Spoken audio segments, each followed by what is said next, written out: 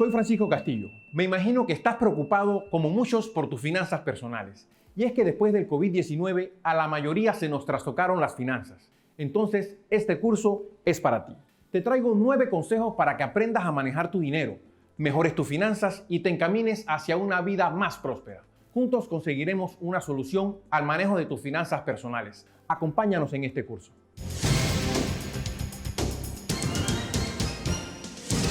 Más información en universidadposible.com. Y tú tampoco lo hagas. Construyendo un futuro sostenible, resiliente y equitativo.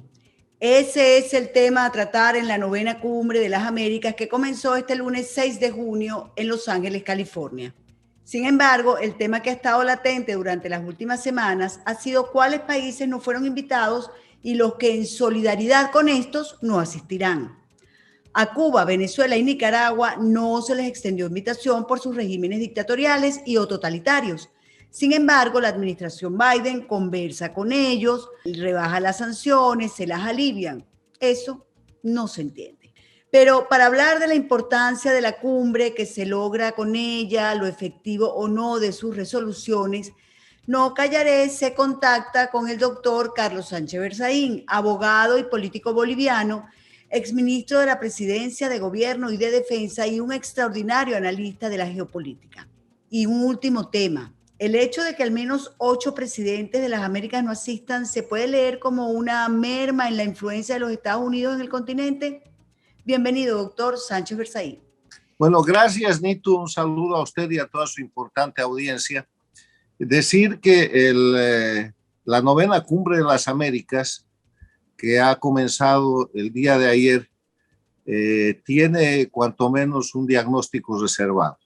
Y tiene un diagnóstico reservado por las siguientes razones. Primero, ¿cuál es la naturaleza de las cumbres? Las cumbres de las Américas empiezan en el año 1994, en diciembre, en Miami, a convocatoria del presidente de Estados Unidos, Bill Clinton, que reúne a 34 jefes de Estado y jefes de gobierno democráticamente elegidos.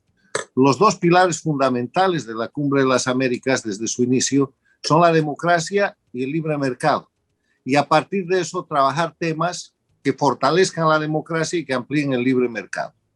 Se han hecho hasta ahora, esta es la 9ª Cumbre de las Américas, pero vale la pena mencionar la 3ª Cumbre de las Américas de Quebec, del año 2001, donde se toma la decisión de que se convoque a una Asamblea General de la Organización de Estados Americanos en septiembre del 2001 en Lima, Perú, para aprobar lo que hoy se conoce como la Carta Democrática Interamericana. Gran instrumento, carta fundacional, ley para todos los estados de las Américas y para todo el sistema interamericano, que proclama en su artículo primero que la democracia es un derecho de los pueblos de las Américas y que los gobiernos tienen la obligación de promoverla y defenderla. Y que en su artículo tercero establece los elementos esenciales de la democracia, que son el respeto a la libertad y a los derechos humanos, el acceso al poder y su ejercicio en función del Estado de Derecho, la separación e independencia de los poderes públicos, las elecciones libres, limpias y justas fundadas en el sufragio universal como expresión de la soberanía popular y la libre organización política. Esa misma cumbre de Quebec determina que ningún gobierno que viole la democracia o que atente contra lo que es la democracia puede asistir a las cumbres. Y así avanza el sistema de lo que son las cumbres de las Américas. El segundo elemento que hay que conocer es la realidad política del siglo XXI en las Américas. Hay 2 Américas, la dictadura de Cuba, que era la única dictadura en 1999, con el dinero que ese año le lleva Chávez, con el petróleo de Venezuela, con Venezuela entera, la que ha convertido en su colonia, se expande. Y en el siglo XXI, hoy día, tenemos en vez de una dictadura 4, que son Cuba, Venezuela, Bolivia y Nicaragua. Tenemos 2 gobiernos al servicio de esas dictaduras que se llaman gobiernos paradictatoriales, que son los gobiernos de Fernández Kirchner en la Argentina y de López Obrador en México. Y tenemos 2 presidentes propuestos por el castrochavismo que amenazan la democracia en sus países, que son Castillo en el Perú y Boric en Chile. En ese escenario, además, se libra la segunda vuelta electoral en Colombia entre el candidato castrochavista, que es Petro, y el candidato que ha resultado representante de la democracia, que es el ingeniero Hernández. Ese es el contexto del siglo XXI. El eje de confrontación en las Américas no es ideológico. Decir derecha e izquierda es una impropiedad. Es dictadura contra democracia. Después de eso tenemos el elemento de la pandemia del COVID y el elemento de la guerra de invasión de Rusia contra Ucrania, que no es un elemento menor, porque con la guerra de invasión de Rusia contra Ucrania, el mundo hoy día no vive la tercera guerra mundial, pero vive la primera guerra global, en la que las dictaduras del castrochavismo en las Américas, que hemos mencionado, han fijado su posición a favor del invasor, que es Rusia. Entonces, en todo ese contexto, hacer una cumbre de las Américas es un gran desafío. Estados Unidos la ha invitado, ha empezado ayer, termina el fin de semana, y todo el boicot previo a la cumbre ha consistido en reclamar que las dictaduras asistan a la cumbre. Cuando no tienen a qué asistir, no son gobiernos democráticos y no deberían estar ahí. Pero además hay el reclamo de por qué Bolivia ha sido invitada cuando es una dictadura con cerca de 90 presos políticos.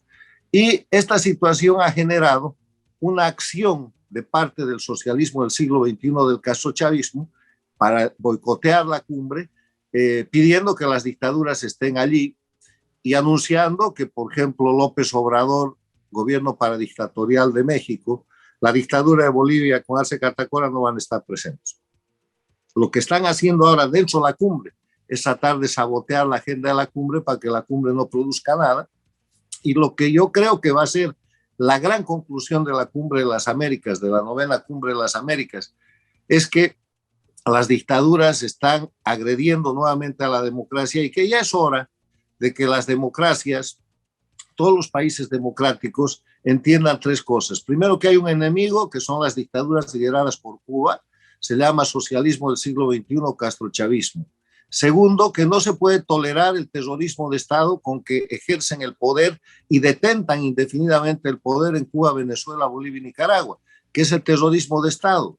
Es la utilización de crímenes desde el gobierno para infundir miedo en la población de manera a lograr conductas que de otra forma no serían posibles. Y tercero, que hay que entender es que la democracia tiene que tomar iniciativas. No puede seguir inerme a las iniciativas de las dictaduras. Pero ahí va la cumbre de las Américas, como he empezado diciendo, la novena cumbre con diagnóstico reservado por todas estas circunstancias.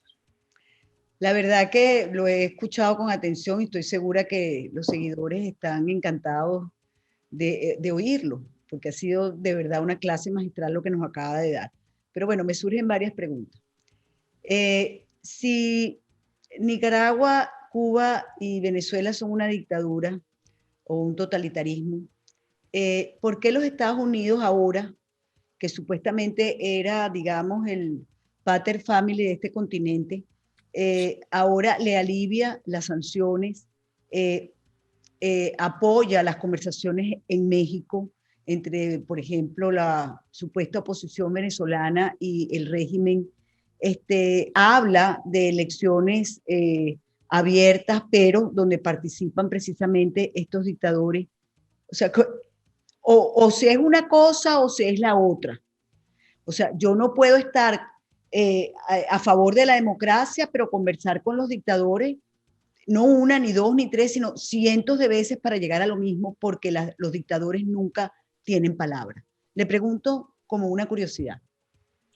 Bueno, no es una curiosidad, esta es la crítica más grande que está recibiendo la administración actual de los Estados Unidos, tanto internacionalmente en América Latina y en Europa, como internamente. Una actitud que es evidentemente dual y que supone un cambio de política exterior respecto a las dictaduras. Ahora, eso nos lleva a un tema en el que hay que ser propositivos. No nos corresponde a los latinoamericanos intervenir en los asuntos de política interna de Estados Unidos, pero sí nos corresponde reclamarle a Estados Unidos una política exterior con Latinoamérica que sea una política de Estado. ¿Qué quiere decir una política de Estado? Que no varíe cuando cambie el gobierno. que con demócratas o republicanos en la Casa Blanca, la política exterior de los Estados Unidos para América Latina sea la misma.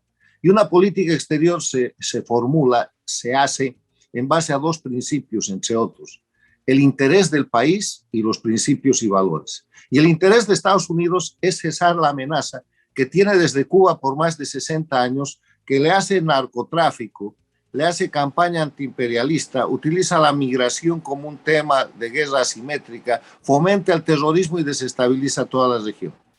Eso es interés de Estados Unidos. Además de defender en el otro elemento sus principios y valores, porque Estados Unidos es la democracia más importante del mundo, defiende la libertad, los derechos humanos, el libre mercado y todos los principios que hacen a la defensa del ser humano, que pueda vivir de acuerdo a su iniciativa y que no tenga más límite en sus derechos que el derecho de los demás. Entonces, ¿qué es pedirle a los Estados Unidos una política de Estado para América Latina?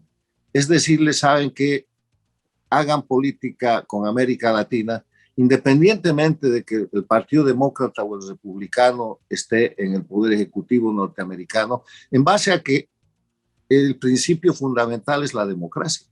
Estados Unidos es una democracia y hace bien en la Cumbre de las Américas en no aceptar a 3 países que son dictaduras. Tenía que haber incluido en esa lista a Bolivia. Aquí en el año pasado, en diciembre, cuando hicieron la cumbre de la democracia, no invitaron porque es una dictadura.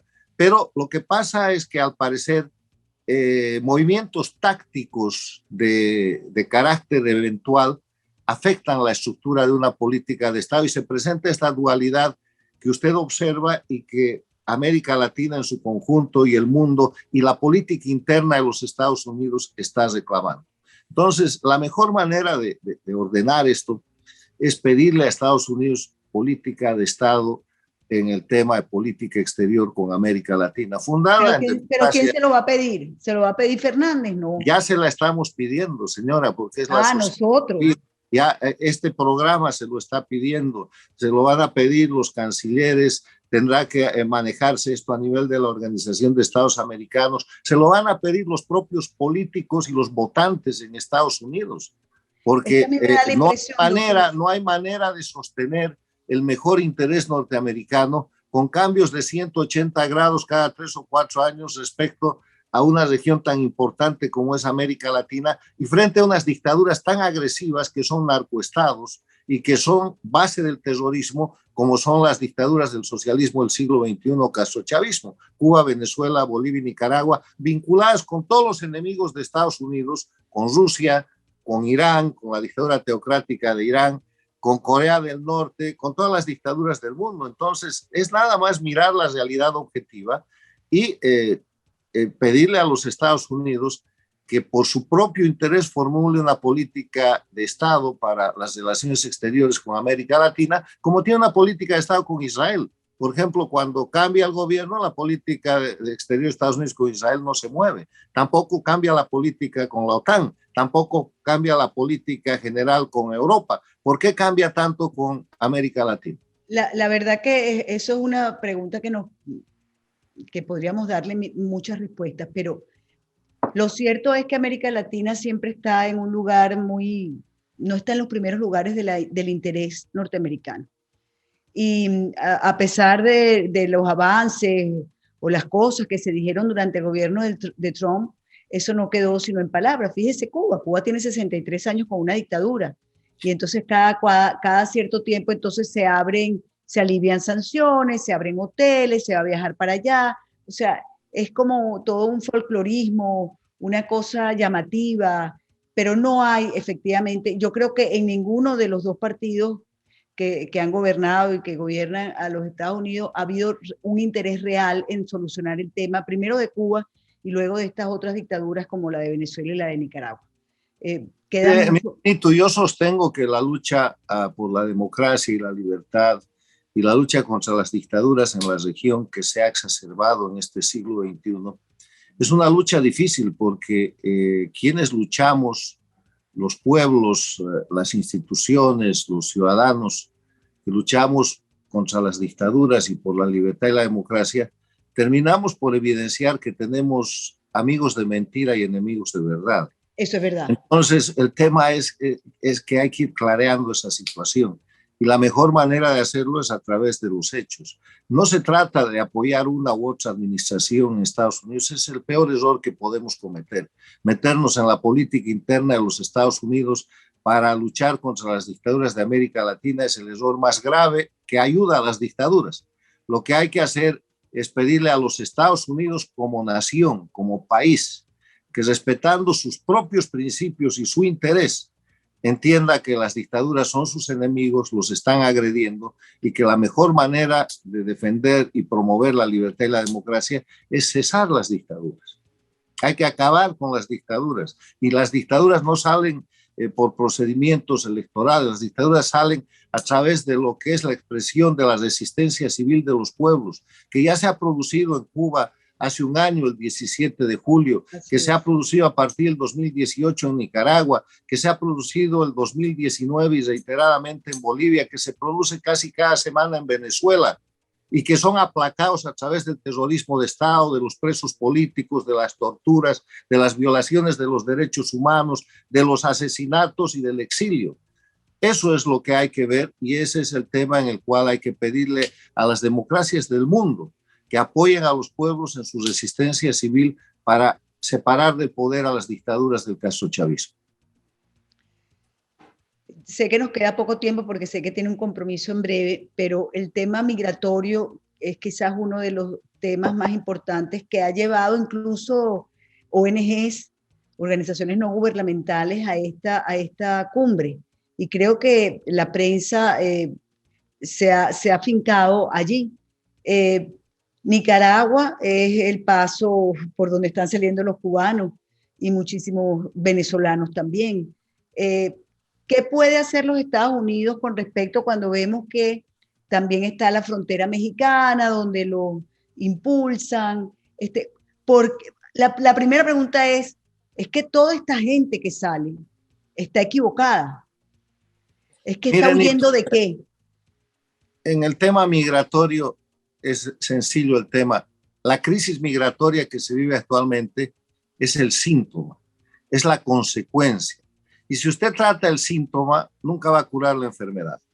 Hay que mirar síntoma de qué es la crisis migratoria. Es síntoma de la manipulación de las dictaduras. Eso está perfectamente manipulado por Cuba, por el socialismo del siglo XXI y por el castrochavismo desde diferentes fuentes. Cuba acaba de perpetrar contra Estados Unidos el enésimo marielazo. En los últimos 6 meses le ha mandado como 130,000 migrantes de nuevo y eso ha cesado ahora a través de unos acuerdos. Al parecer los nuevos vuelos que se reponen a Cuba tienen algo que ver con eso, pero han parado el marielazo. Han parado el marielazo con concesiones evidentes, pese a que Cuba sigue siendo una dictadura. La frontera sur tiene una crisis horrible porque promueven la migración no solamente desde países como Venezuela, como Bolivia, como Nicaragua, desde países como El Salvador y del propio México, sino de Haití e incluso de países que tienen crisis en la zona de ultramar.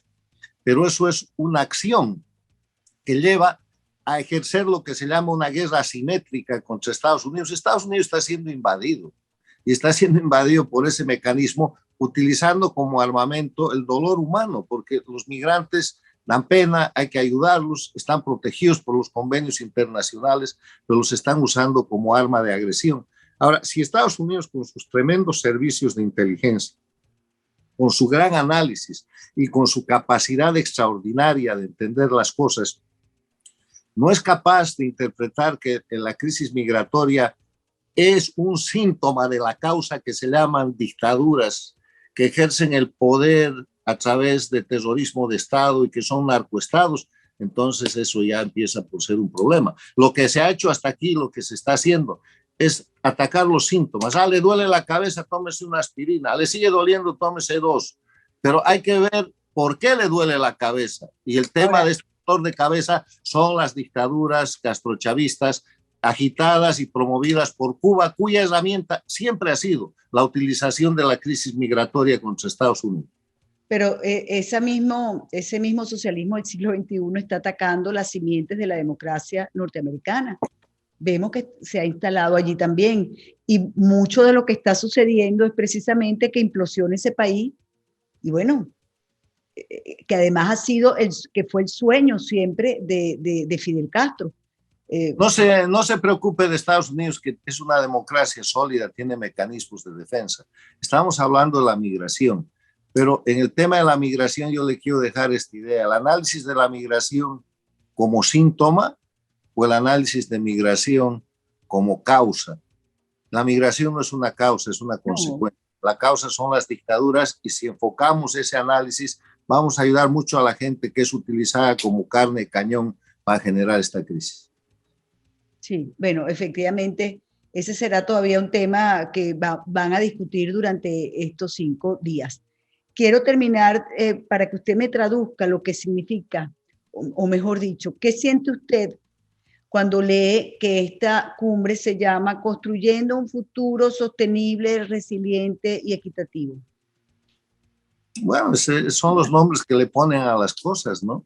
Ya le digo, mi diagnóstico de la cumbre bajo diagnóstico reservado, le quedan 4 días, ha venido precedida de un boicot muy grande, hay sabotaje desde adentro por los operadores del castrochavismo y veremos si los países democráticos, porque este no es un problema contra Estados Unidos. El tema de sabotear la cumbre no es sabotear el gobierno de Biden, eso es un error de interpretación, es sabotear la democracia en las Américas. Saboteando la cumbre de las Américas están saboteando la democracia en México, en el Brasil, en Panamá, en la Argentina, en todas las Américas. Y hay gente que está haciendo autosabotaje, están tratando de sabotear el sistema interamericano de la Organización de Estados Americanos, están saboteando la estructura de la democracia en la región, atacando a los Estados Unidos con el rótulo de que no ha invitado a las dictaduras. Entonces hay que empezar por identificar al enemigo, las dictaduras lideradas por Cuba, hay que seguir llamando las cosas por su nombre y hay que concluir tomando iniciativas. Yo creo que una de las iniciativas de esta cumbre debería ser el señalar como gobiernos de terrorismo de Estado a los regímenes de Cuba, Venezuela, Bolivia y Nicaragua. Entonces ya usted los pone a ellos a la defensiva y estamos hablando de otra cosa.